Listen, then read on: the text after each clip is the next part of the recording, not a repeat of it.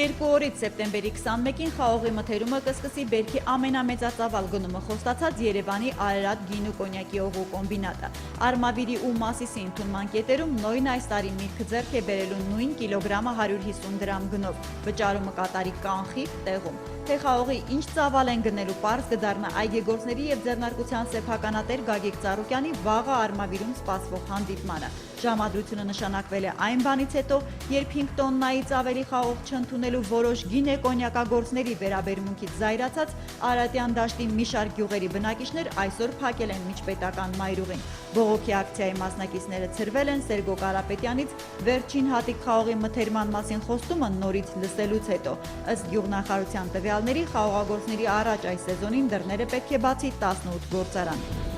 Նախատեսված չի նիրքը զինվորի համար, ոնց որ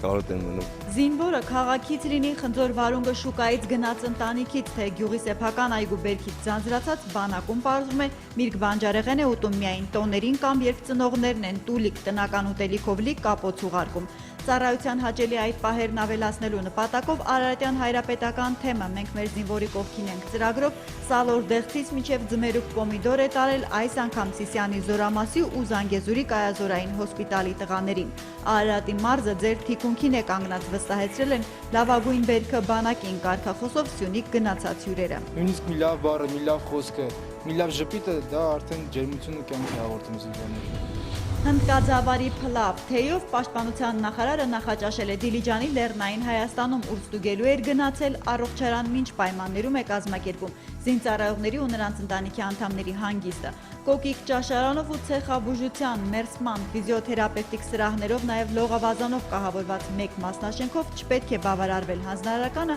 խորհրդակցությանը չի ուշացել։ Լեռնային Հայաստանի տնօրինության առաջ Սեյրան Օհանյանը հարց է բարձրացրել բանակի ավելի մեծ թվով աշխատակիցների սպասարկելու նպատակով առողջարանի նաև մյուս հատվածները նորոգել ու ապահովել սենյակային գույքով։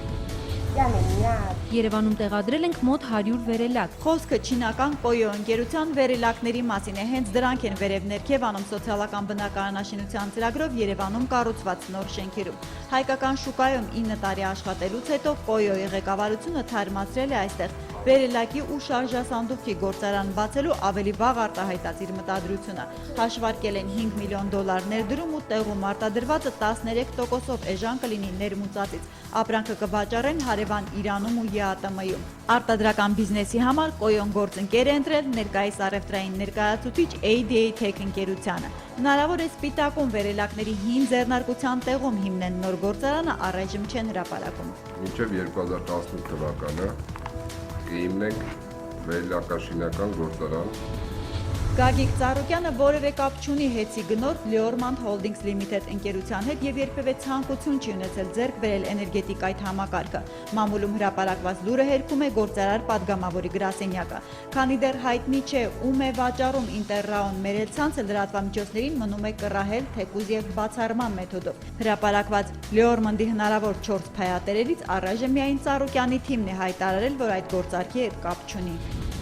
Հայաստանը որպես համանախագահող երկիր Երևանում է անցկացրել Եվրամիության արևելյան գործընկերության տեղական եւ տարածքային իշխանությունների խորհրդաժողովը։ Գյուղ քաղաքների հոգսերի կանոնակարգմամբ զբաղվող այս հարթակում մեր երկիրը 3 անդամ ունի՝ Դիլիջանի ու Կապանի քաղաքապետերը եւ Փարաքարի ավագանը։ Նիստից հետո Եվրամիության ռեգիոնների կոմիտեի նախագահի պատվիրակությունը հյուրընկալվել է վարչապետ Հովիկ Աբրահամյանին։ Եղանակը ջերմ աշնանային կլինի ոչ միայն առաջիկա շաբաթ կիրակի, այլև տոնական երկուշաբթի խոստանում են օդերևութաբանները։ Սեպտեմբերի 21-ին անկախության տոնի ոչ աշխատանքային օրը Հայաստանի ամբողջ տարածքում արևային է լինելու։ Ավելին օդի ջերմաստիճանը բարձրանալու է ընդհանուր 2-ից 3, երկրի արևելյան շրջաններում մինչև 9 աստիճանով։ Թեթև անպամացություն հնարավոր է միայն շաբաթ օրը, միայն Լոռի Տավուշ մարզերում, Սյունիքում ու Արցախում։